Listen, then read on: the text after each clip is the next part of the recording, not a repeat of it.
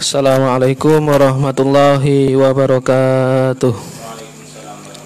Bismillahirrahmanirrahim. Innalhamdulillah nahmaduhu wa nasta'inuhu wa nastaghfiruh wa na'udzu billahi min sururi anfusina wa min sayyiati a'malina. May yahdihillahu fala mudilla lahu wa may yudlil fala hadiyalah. Asyhadu an la ilaha illallah wa asyhadu anna sayyidana Muhammadan abduhu wa rasuluhu la nabiyya ba'dah. Allahumma shalli wa sallim wa barik ala sayyidina Muhammad wa ala alihi wa ashabihi wa man tabi'ahum min yaumina hada ila yaumin nahdah. Hadratal muhtaramin, para alim, para ulama, para pendengar setia Radio Al-Hikam, para pemirsa live streaming Facebook Radio Al-Hikam Sangatta Kutai Timur yang insya Allah sama-sama dirahmati Allah Subhanahu wa Ta'ala. Alhamdulillah, pada malam hari ini kita dapat berjumpa kembali, kita dapat mengudara kembali setiap malam minggu. Maka materi atau pengajian kita yakni membahas tentang kitab Bidayatul Hidayah.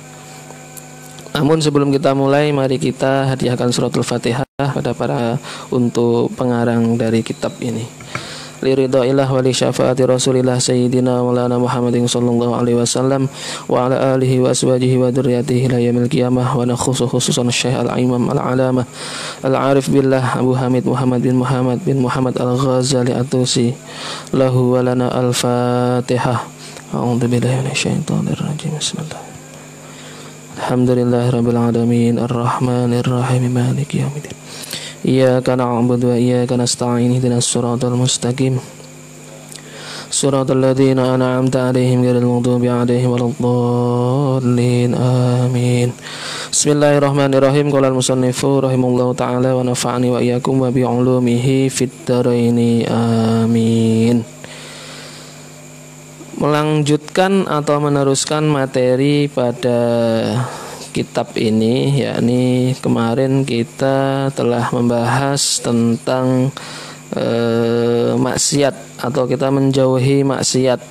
Artinya ada beberapa anggota badan kita yang ini dianjurkan oleh beliau pengarang kitab Imam Ghazali untuk apa? Untuk menjauhinya. Maka diantaranya kemarin di fasal kemarin itu kita telah membahas bahwasanya anggota badan atau anggota tubuh kita itu yang harus kita jaga, terkhususnya itu adalah 7 anggota badan. Yang pertama ada mata, kemudian ada telinga, kemudian ada lisan, kemudian ada perut, kedua tangan, kemaluan, dan yang terakhir adalah kedua kaki. Maka pada fasal ini atau pada pertemuan malam hari ini kita akan membahas tentang al-qaulu fi ma'asil qalbi, yakni ucapan dalam maksiat hati. Artinya hati pun ini dapat bermaksiat. Hati manusia, hati kita semua ini ada penyakit-penyakit yang harus kita hilangkan, yang harus kita musnahkan, yang harus kita hindari. Karena memang hati ini merupakan pusat.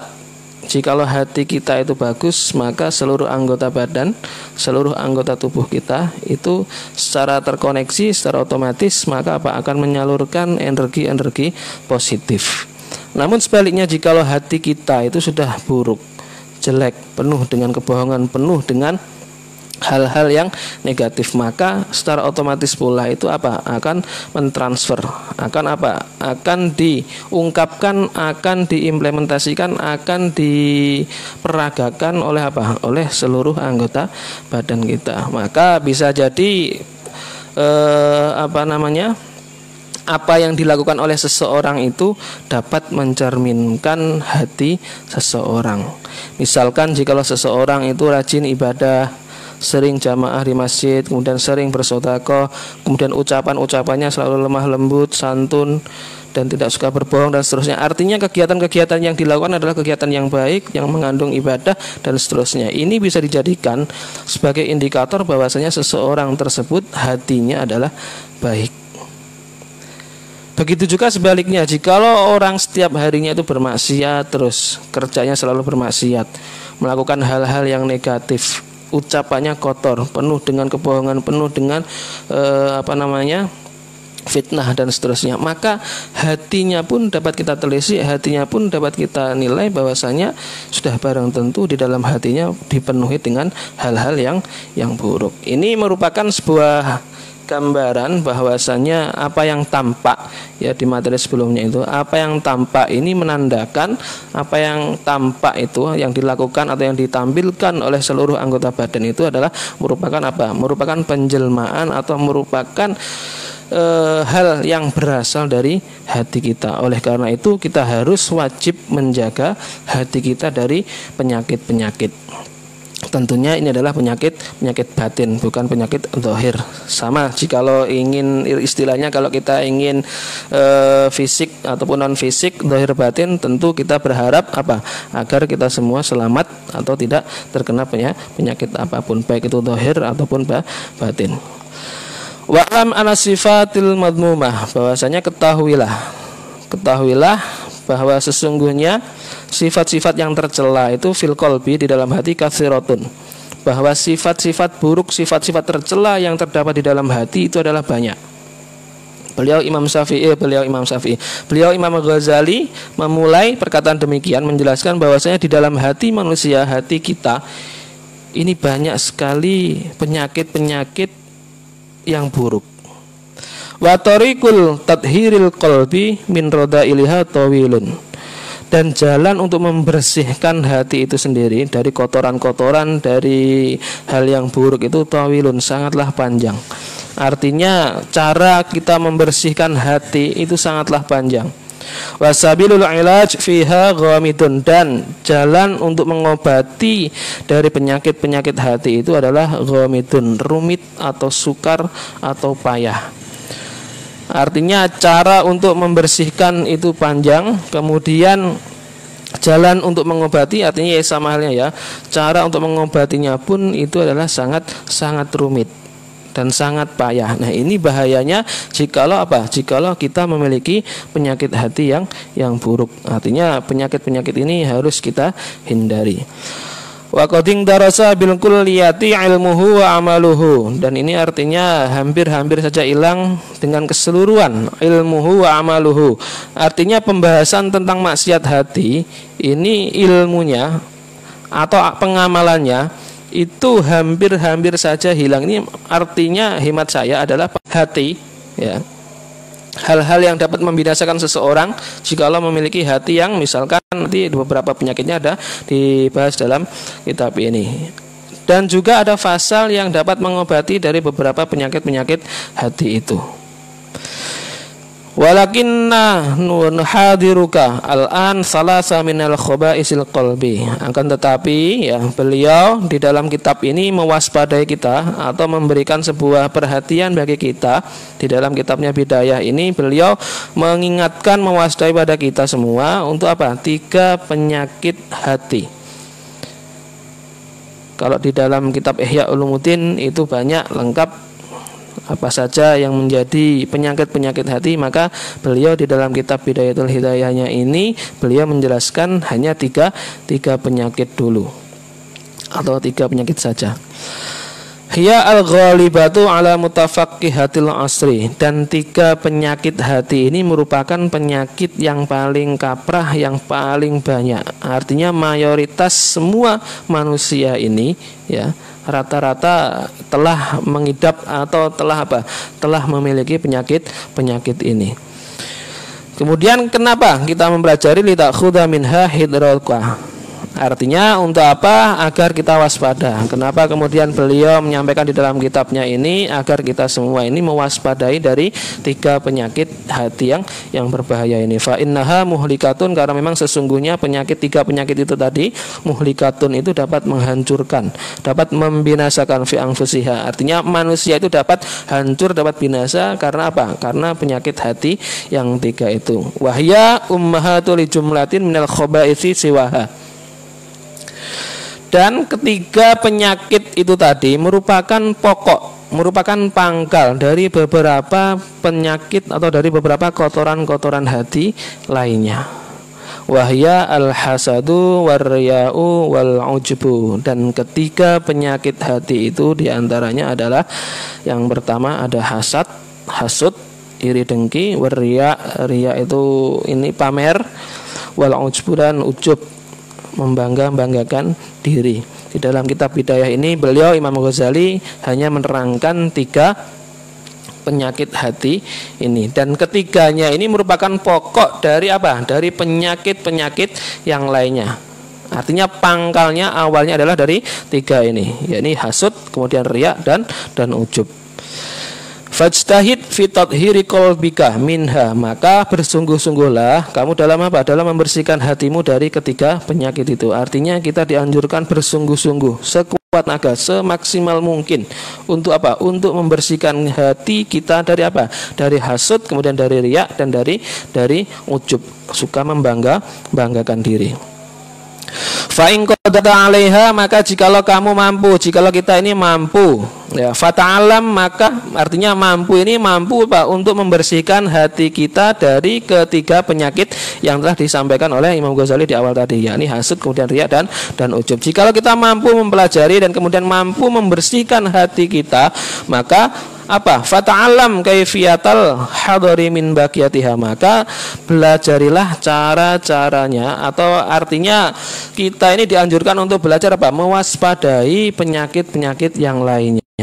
Karena selain ketiga ini maka ada banyak lagi, ada ghadab, kemudian ada sombong dan semacamnya. Artinya penyakit-penyakit hati yang lainnya itu banyak. Maka jikalau ketiga ini dapat dikuasai atau dapat dilakukan atau dapat dikerjakan, artinya sudah kita bisa menghilangkan hasud, kemudian kita sudah bisa menghilangkan riya dan ujub, maka kita apa? Dianjurkan, disuruh untuk mempelajari cara-cara atau mewaspadai penyakit-penyakit hati yang lainnya. Ini pesan beliau Imam Ghazali min murubhil muhlikat, dari bagian-bagian yang menghancurkan.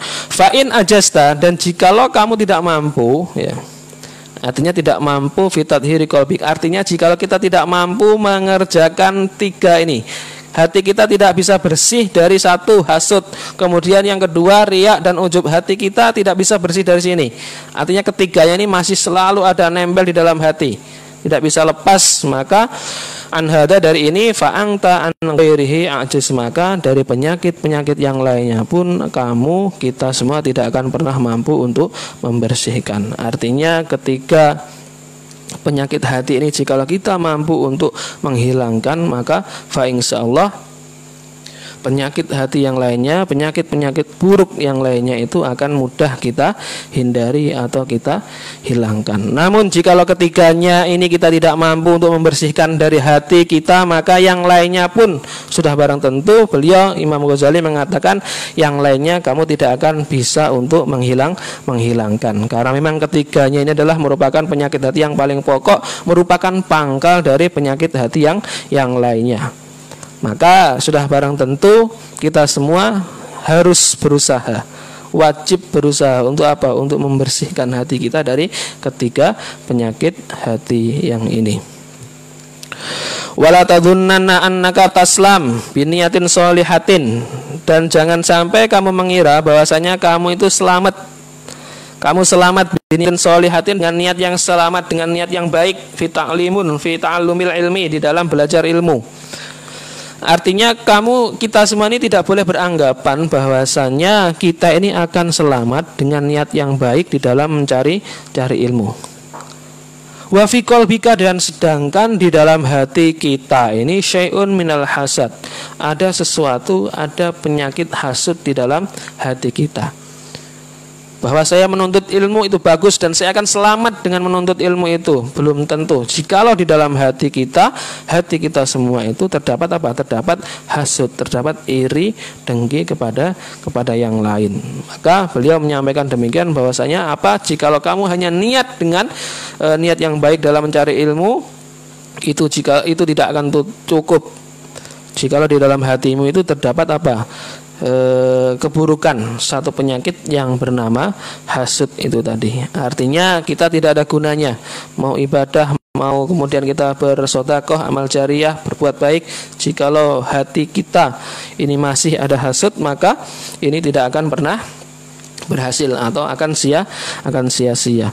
Waria wal ujbi, dan apa? Ada riya dan ada ujub. Artinya kalau kita dalam niat yang baik dalam menuntut ilmu itu di hati kita masih ada hasud, kemudian ada riya dan ujub, maka sudah barang tentu itu semuanya tidak akan selamat. Oleh karena itu jikalau kita memang niatnya baik dalam menuntut ilmu, maka kita harus membersihkan hati kita dari beberapa penyakit hati. Waqad qala sallallahu alaihi wasallam salasun muhlikatun suhun muta'un wa hawan mutaba'un wa ijabul mar'i binafsihi. Dan ini Nabi bersabda bahwasanya 3 hal yang dapat menghancurkan, 3 hal yang dapat muhlikat, membinasakan. Yang pertama adalah suhun muta'un, pelit yang ditaati. Artinya seseorang ya itu pelitnya minta ampun dan itu dituruti. Artinya mau sedekah mau apa itu enggak mau.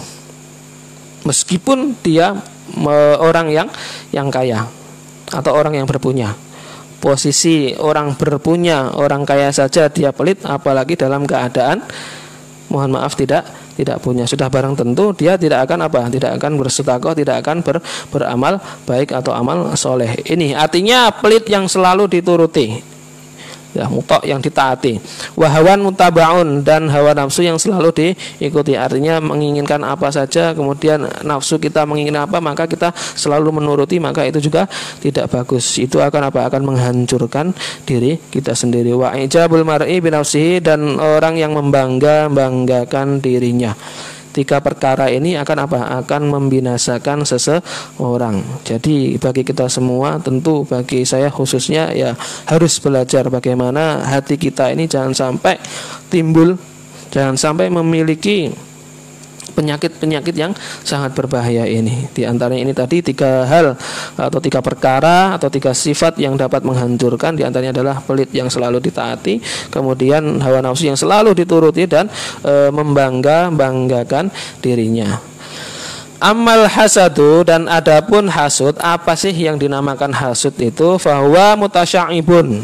Hasud itu merupakan salah satu percabangan minasyuhi, dari pelit. Jadi hasud itu merupakan salah satu cabang dari Dari pelit. Kenapa demikian? Fa'inal bahil, karena sesungguhnya bahil huwallazi yabkhalu bima fi yadihi ala ghairi. Jadi ada perbedaan antara bakhil dengan syuh. Ya, ini dikatakan di sini kalau orang yang bahil itu huwallazi yabkhalu bima fi yadihi ala ghairi. Orang bahil itu orang yang memiliki sesuatu di tangannya, ini enggan untuk diberikan oleh orang atau kepada orang lain. Ini dinamakan pelit. Misalkan saya atau seseorang memiliki sesuatu, dan sesuatu ini enggan untuk diberikan oleh orang lain. Ini dinamakan pelit. Artinya tidak mau berbagi. Sedangkan syahih atau suh tadi itu huwallazi yabkhalu bi ni'matillahi wa hiya fi khazaini qudratihi la fi khazainihi ala ibadillahi ta'ala. Sedangkan orang yang syahih atau yang suh tadi itu orang yang pelit, yang bahil dengan nikmat Allah Subhanahu wa taala, yang mana nikmat Allah Subhanahu wa taala ini sudah barang tentu itu atas kekuasaan Allah Subhanahu wa taala, bukan pada kekuasaannya, dan ini atas orang lain. Maksudnya orang yang syahih ini dikatakan pelitnya minta ampun. Kalau bahil itu orang yang pelit, tapi orang yang syahih atau yang suh ini adalah orang yang sangat-sangat pelit atau yang pelit gitu. Ya, itu kalau orang Jawa pelit, minta ampun, pol itu sudah. Kalau orang bakhil itu pelit, cuma pelit aja. Tapi orang yang suh atau orang yang syahih itu orang yang pelit atau sangat-sangat pelit. Ini maksudnya, contohnya misalnya, ini ada orang ya, ini mendapatkan nikmat. Ada seseorang mendapatkan nikmat dari Allah Subhanahu wa taala. Dia itu tidak terima atas nikmat yang telah diberikan oleh seseorang itu sendiri. Artinya kan ini tergantung Allah Subhanahu wa taala, terserah toh mau ngasih mau ndak kepada yang lainnya, itu adalah atas kekuasaan, atas izin Allah Subhanahu wa taala. Dia tidak terima jika orang lain itu mendapatkan kenikmatan atau mendapatkan hal-hal yang baik dari Allah Subhanahu wa taala. Padahal kenikmatan itu semuanya adalah atas atas kekuasaan Allah, bukan atas kehendaknya atau kekuasaan si orang tadi itu, atau orang yang pelitnya minta ampun itu tadi. Ini perbedaan antara bakhil dan orang sakhih atau suh. Kalau pelit itu tadi, artinya yang dimiliki kemudian tidak rela atau tidak diberikan oleh orang lain. Sedangkan orang yang sakhih suh, dia tidak mampu memiliki ini tadi, iri. Tidak mampu menerima atas nikmat yang telah diberikan oleh Allah kepada yang lainnya. Ini adalah orang yang dikatakan orang yang sangat pelit. Fasukhun a'dhamun, dan sedangkan atau maka bisa dikatakan bahwasanya suh atau sakhih ini dikatakan lebih besar atau lebih berat daripada bakhil itu tadi. Artinya ini merupakan gambaran bahwa seseorang itu dikatakan hasud atau dikatakan seorang yang pelit atau bakhil, maka gambarannya adalah demikian. Wal hasudu huwal ladzi yashukku alaihi in'amullah ta'ala min khazaini qudratihi ala abdin min ibadihi bi ilmin aw malin aw mahabbatin fi qulubin nas. Hasud itu adalah berat, ini sama juga artinya. Hasud itu apa? Perasaan atau sifat hasud itu adalah apa? Berat atau istilahnya ya ndak legowo, ya berat lah dikatakan ini. Berat atas nikmat Allah Subhanahu wa taala ini yang diberikan kepada hambanya, baik itu berupa biilmin, baik itu berupa ilmu, au malin atau berupa harta, au mahabbatin fi qulubin nas atau kecintaan di dalam hati manusia, atau dikatakan pengikut lah, followernya. Au haddin minal hudud atau bagian dari beberapa bagian. Nah, ini dikatakan hasud itu akan berat hati jikalau orang lain itu menerima kenikmatan dari Allah Subhanahu wa taala. Misalkan tetangga kita beli mobil. Harusnya kalau hati kita ini bagus, maka kita mengucapkan syukur alhamdulillah tetangga kita ini adalah apa? Dapat membeli mobil. Karena memang telah diberikan rezeki dari Allah Subhanahu wa taala. Tapi kalau orang yang hasud, ya, itu kebalikannya. Dia kebakar hatinya, dia sakit, dia berat, ya. Itu tetangga bisa beli mobil pasti, ya, pasti. Ini ada terusannya, ada lanjutannya. Pasti uangnya dari hal-hal atau dari yang tidak benar. Pokoknya ada saja. Ketika orang lain menerima kenikmatan, orang lain itu berbahagia, bangga, senang, gembira, maka orang yang iri, orang yang hasud itu kebalikannya. Dia akan merasa sedih, dia akan merasa sukar, dia akan merasa tidak enak, dia akan merasa pokoknya tidak terima. Ya, itu orang yang hasud. Ya.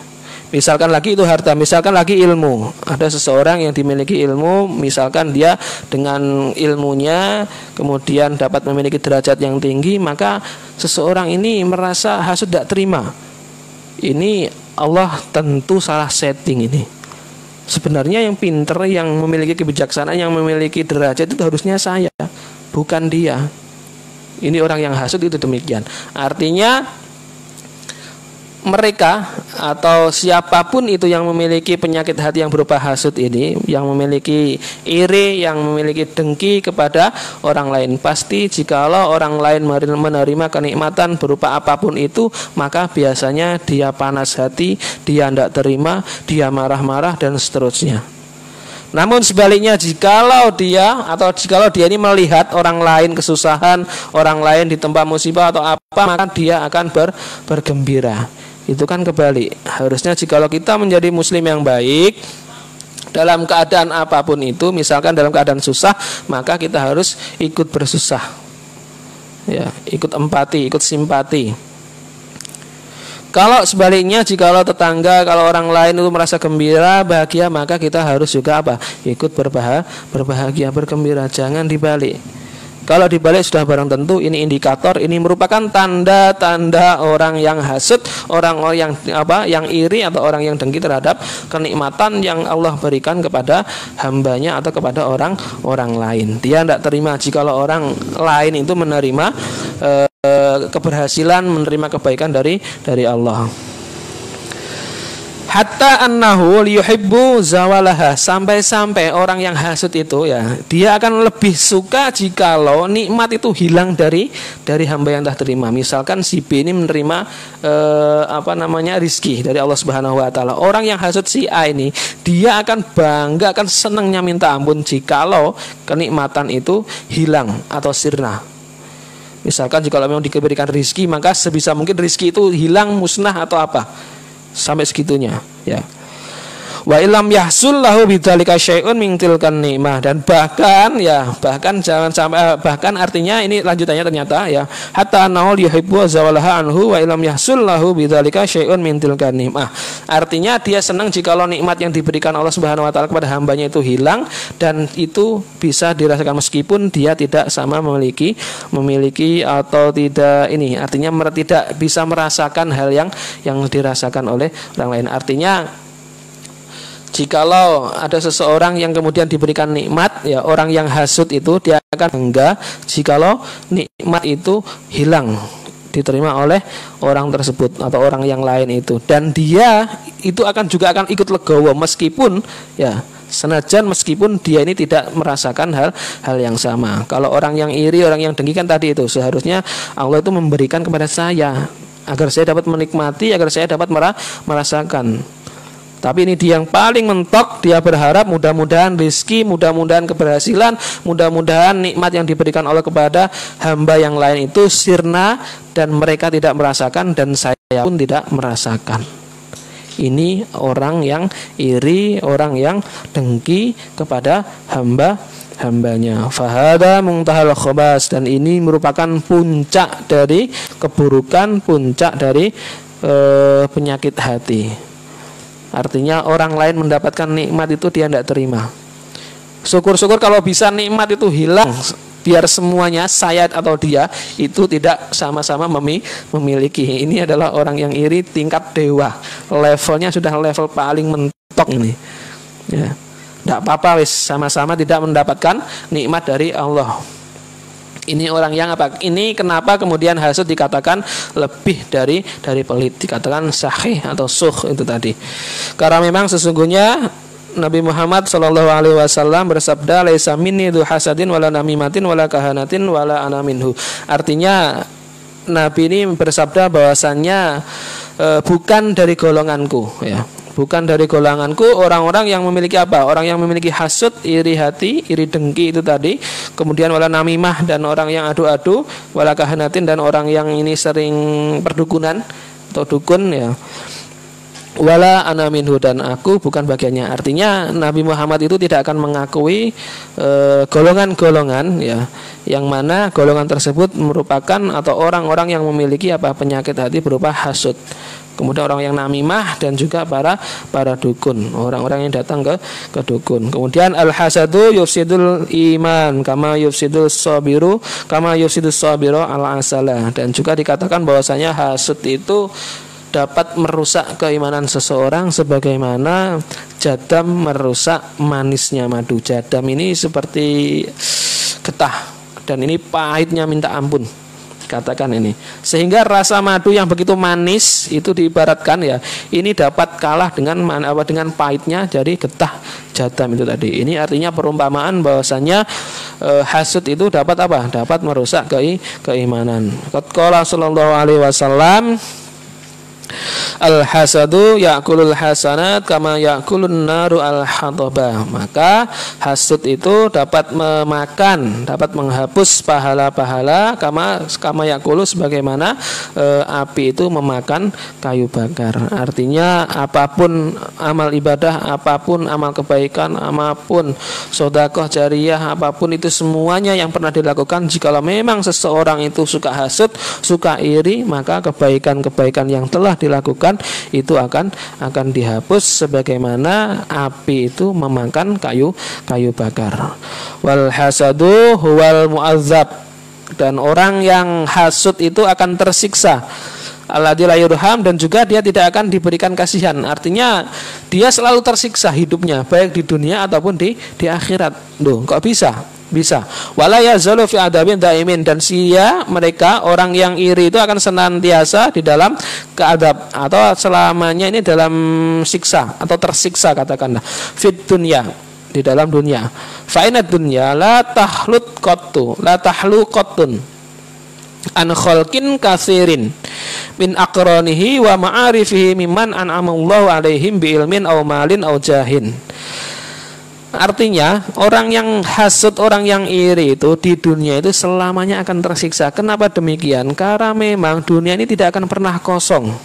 Ya, tidak akan pernah kosong dari makhluk yang telah diberikan yang telah diberikan nikmat-nikmat dari Allah Subhanahu wa taala. Baik itu teman-temannya sendiri, baik itu tetangganya, baik itu rekan kerja, mitra atau apa.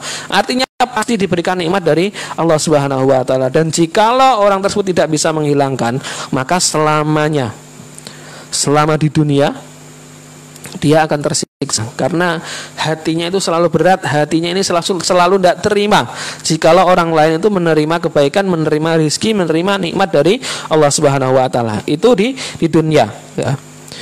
Bi ilmin, itu diteruskan alaihim bi ilmin aw malin, baik itu dari berupa ilmu, aw malin atau berupa harta benda, aw jahin atau pangkat kedudukan. Artinya orang-orang yang memiliki hasud, sifat hasud atau penyakit hasud ini, ya, di dunia ini dia hidupnya tidak akan pernah enak. Karena apapun itu dia selalu memikirkan orang lain. Memikirkan orang lain kalau dalam hal positif itu, tapi ini kebalikannya. Si A ini kenapa bisa seperti itu, ya? Allah ini pasti salah setting. Allah ini pasti keliru. Ya, seharusnya diberikan nikmat itu saya, bukan dia, atau bukan mereka. Hidupnya habis digunakan untuk seperti itu. Bahkan banyak cara sekiranya agar nikmat yang telah diterima oleh orang lain itu hilang atau sirna, agar bisa jadi ini bahkan merupakan sebuah sabotase, sebuah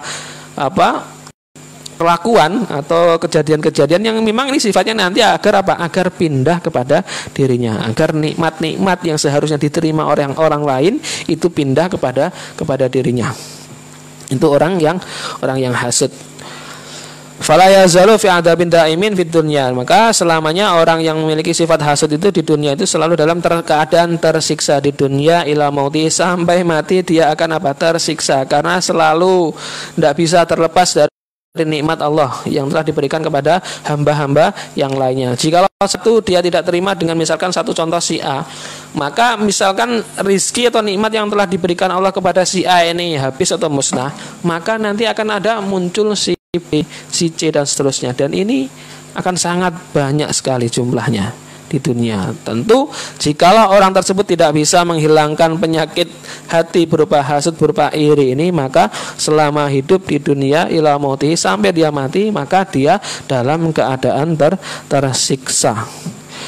Wal adabul akhirah asyaddu au akbar, dan ini di akhirat tentu siksanya lebih besar dan lebih pedih ketimbang ketimbang siksa atau tersiksa yang ada di dunia ini. Tentu lebih pedih dan lebih kejam lagi, dan bahkan Nabi mengancam orang yang memiliki hasud itu bukan bagianku. Dan amal apapun itu yang orang masih memiliki hasud, iri, maka amal ibadahnya apapun itu, misalkan ibadah minta ampun, ya, keningnya sampai gosong semuanya, berapa puluh rakaat tiap malam, puasa Senin Kamis, bahkan puasa setiap hari, ya, atau puasa Daud, sehari puasa sehari enggak, kemudian sedekahnya meminta ampun luar biasa, maka selama di dalam hatinya masih ada hasud, masih ada riya, kemudian masih ada ujub, maka apapun itu selamanya akan hilang, akan dimakan pahalanya itu. Karena memang ini merupakan salah satu pangkal penyakit yang harus kita hindari bersama. Bala yasilul amdu ila hakikatil iman, akan tetapi tidak akan sampai seorang hamba itu pada hakikatnya iman. Seseorang hamba itu tidak akan sampai pada hakikatnya iman selama malam yuhibbul lisairil muslimin, selama dia ini tidak bisa mencintai semua orang muslim yuhibbul li nafsihi, sebagaimana dia mencintai dirinya sendiri. Artinya kita sebagai saudara muslim, ya, maka seyogyanya seharusnya itu kita saling mencintai. Bukan seperti yang contoh tadi orang yang hasad tadi itu. Dia akan bahagia jikalau melihat orang lain kesedihan, dan dia akan sedih jikalau melihat orang lain itu menerima kegembiraan atau menerima kenikmatan. Bukan demikian. Kita menjadi saudara, maka sudah barang tentu sama-sama jikalau ini sedih, kita suka, maka kita harus apa? Saling tolong menolong, saling bahu membahu. Ini yang menjadi anjuran di dalam agama kita. Bukan malah tadi itu salah. Jika kebalik itu sudah barang tentu konsep yang keliru, dan itu sudah barang tentu termasuk tanda-tanda orang yang hasud kepada orang yang lain. Kemudian bal yang bagi ayyusawiyahum fi syarri fi syara'i fi sarai wadh-dhara'i, dan ini juga jikalau memang ini sudah menjadi kewajiban kita semua, bahwasanya kita ini seyogyanya ya, kita semuanya ini saling mendoakan baik dalam keadaan suka ataupun duka.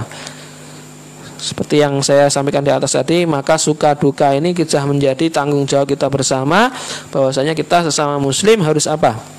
Harus tolong menolong, bantu membantu, bahu membahu dalam keadaan apapun itu, maka kita harus bersatu. Tidak demikian itu tadi. Fal muslimuna kal bunyanil wahid, maka muslim itu adalah sebagaimana apa? Bangunan yang satu. Orang Islam itu adalah seperti bangunan yang satu. Ya syuddu ba'duhu ba'don, yang saling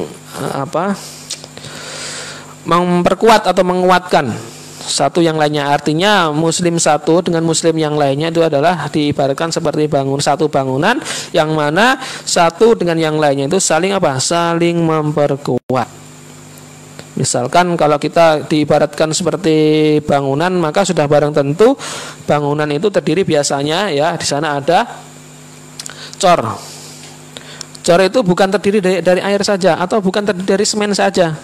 Maka di sana sudah barang tentu ada semen, kemudian ada air, kemudian ada koral, kemudian ada seterusnya, campur jadi satu. Kemudian itu menjadi kuat. Coba bayangkan jika ada kita ingin membangun sebuah bangunan, kemudian hanya terdiri dari semen saja, bisa berdiri kira-kira? Atau kalau gitu, contohnya lagi, hanya kita membuat dari batako saja, membuat rumah tapi dari batako saja atau dari batu bata, tidak ada semen, tidak ada campuran itu semuanya, tidak ada semen, tidak ada air, tidak ada pasir dan seterusnya, maka sudah barang tentu senggol itu juga akan hancur. Namun jikalau bergabung bersatu, maka di sana ada batu bata, ada air, kemudian ada semen, kemudian ada pasir bersatu, maka kita membuat sebuah bangunan itu akan kokoh dan kuat. Orang muslim pun sama, muslimin sama. Kita semuanya adalah saudara, dan kita semuanya ini merupakan apa? Satu bagian yang saling menguatkan anggota satu dengan anggota yang lainnya. Maka diibaratkan juga fakal jasadil wahid, sebagaimana jasad yang satu, tubuh yang satu. Muslim kita semuanya ini adalah diibaratkan seperti tubuh yang satu. Idashtaka, maka jikalau mengeluh atau sakit minhu darinya, dari jasad, ud'un satu anggota, ishtaka sairul jasad. Artinya jikalau satu anggota badan ini sakit, maka yang lainnya itu ikut mengeluh akan sakit. Misalkan kaki kita kesandung atau keseleo, itu maka sudah barang tentu mulut kita, kemudian tangan kita, sudah barang tentu itu akan merasakan kesakitan apa yang telah dialami kaki kita.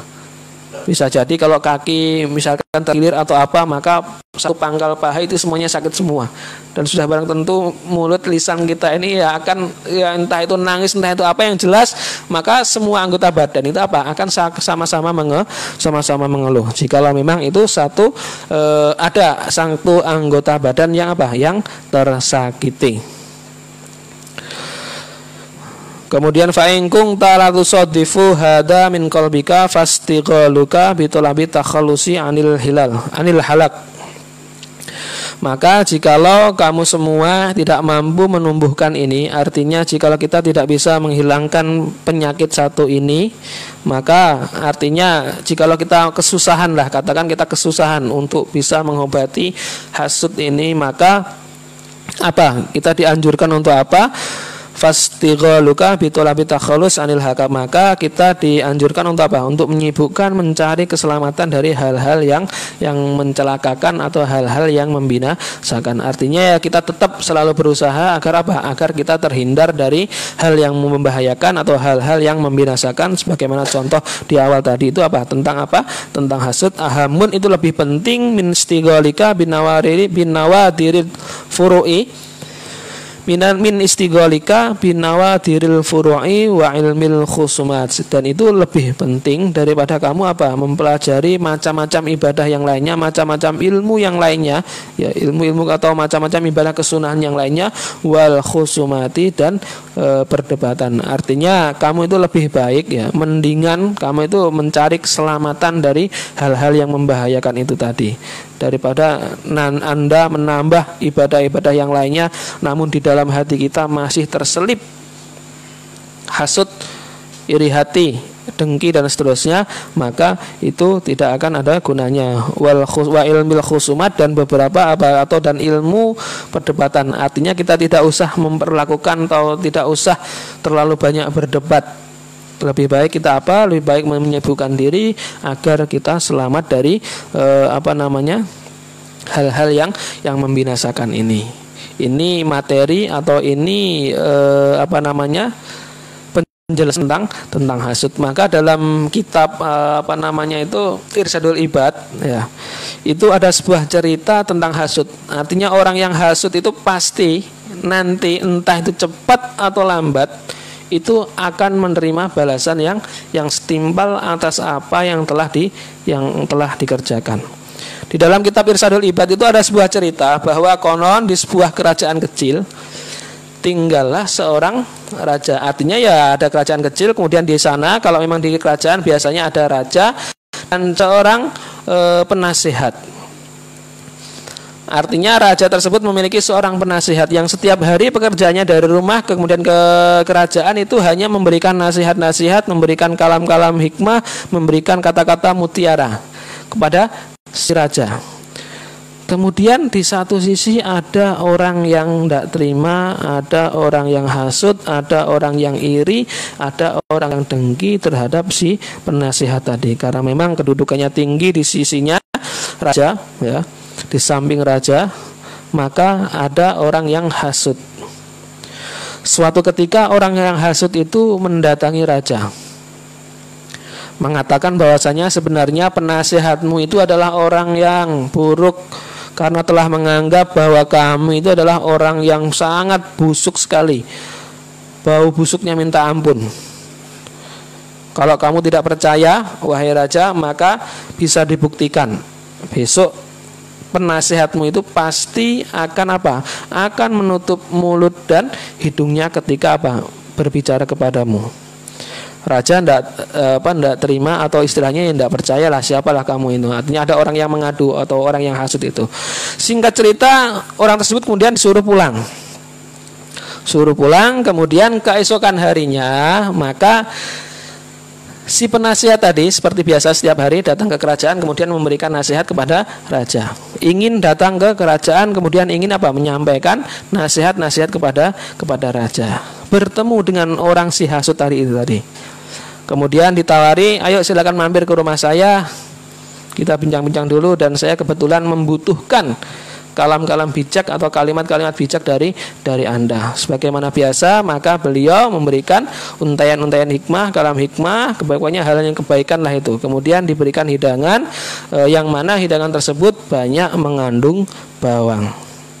Setelah makan usai, kemudian beliau si penasihat pamit.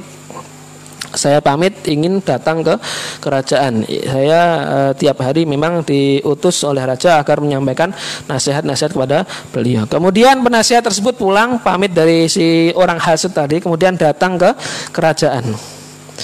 Kemudian seperti biasa mendekat kepada beliau. Raja pada saat itu memang agak berbiasa. Kalau biasanya penasihat itu setiap berbicara dengan raja itu di sampingnya tidak ditutupi, tapi saat ini ya, si penasihat itu ketika memberikan nasihatnya, memberikan untayan hikmahnya, kalam-kalam bijaknya kepada nasihat pada raja, itu beliau menutupi hidung dan mulutnya. Kemudian raja tidak langsung mengatakan kenapa kamu seperti itu, tidak, dibiarkan saja. Kemudian si penasihat pulang dan berlalu. Setelah hilang dari pandangan, kemudian raja itu bergumam dalam hatinya, beberapa waktu kemarin ada orang yang mengatakan atau orang yang mengadu, dan ternyata benar yang telah disampaikan bahwasanya penasehat saya ini ternyata orang yang jahat, orang yang keji. Dia dekat tangan saya saja ditutupi hidungnya. Bisa jadi ini benar bahwa saya busuk. Baunya busuk, minta ampun. Akhirnya beliau raja tersebut menuliskan sebuah surat. Seorang raja tersebut tidak pernah memberikan atau tidak pernah menulis surat jikalau itu kecuali apa? Menulis sebuah surat yang berisi tentang hadiah.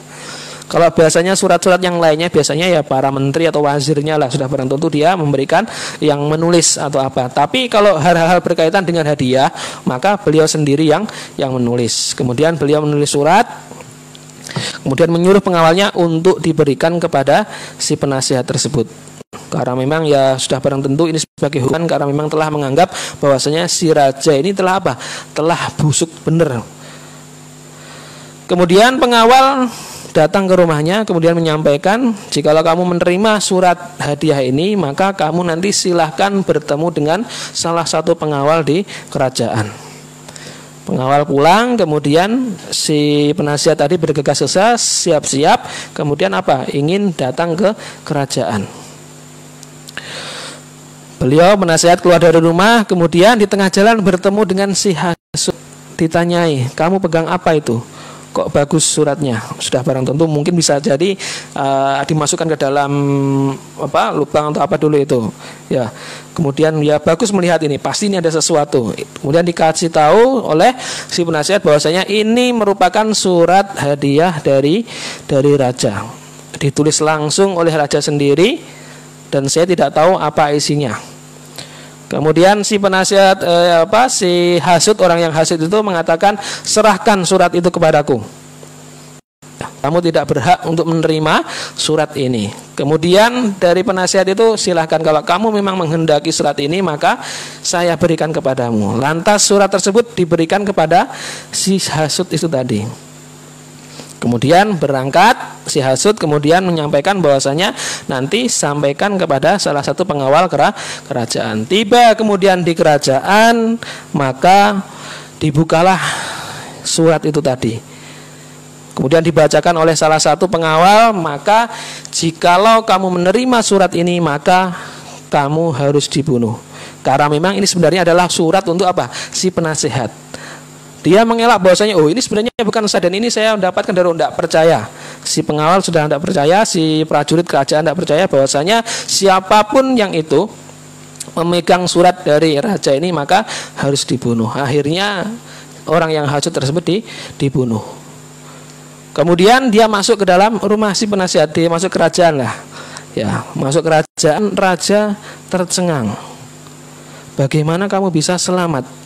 Bagaimana dengan surat kemarin yang aku kasihkan kepada kamu? Kemudian penasehat raja tadi mengatakan, menceritakan kronologisnya seperti ini. Waktu saya mau ke sini, kemudian saya bertemu dengan si fulan bercerita dan saya berikan kepada si fulan. Kemudian beliau raja mengatakan bahwasanya si fulan itu kemarin beberapa waktu kemarin mengadu kepada saya bahwasanya bau saya ini busuk sekali.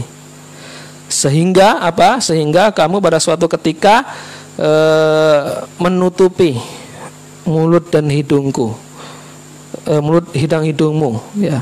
Ketika memberikan atau menyampaikan kalam hikmah kepada saya. Kemudian bercerita lagi bahwasanya sebelumnya pada saat itu saya bertemu dengan si fulan, masuk ke rumahnya, kemudian diberikan makanan berupa yang banyak mengandung bawang. Saya takut agar bau bawang yang saya makan ini tidak tercium oleh Anda, sehingga saya menutupi mulut dan hidung saya dengan tujuan agar agar saya ini tidak atau Anda tidak tercium bau yang tidak enak dari bawang itu tadi. Akhirnya kemudian raja mengatakan bahwasanya kamu benar, bahwa selama ini kamu memang adalah orang yang baik. Ada orang iri dengan apa yang telah kamu miliki, dengan apa yang kamu miliki, kemudian dengan apa yang telah kamu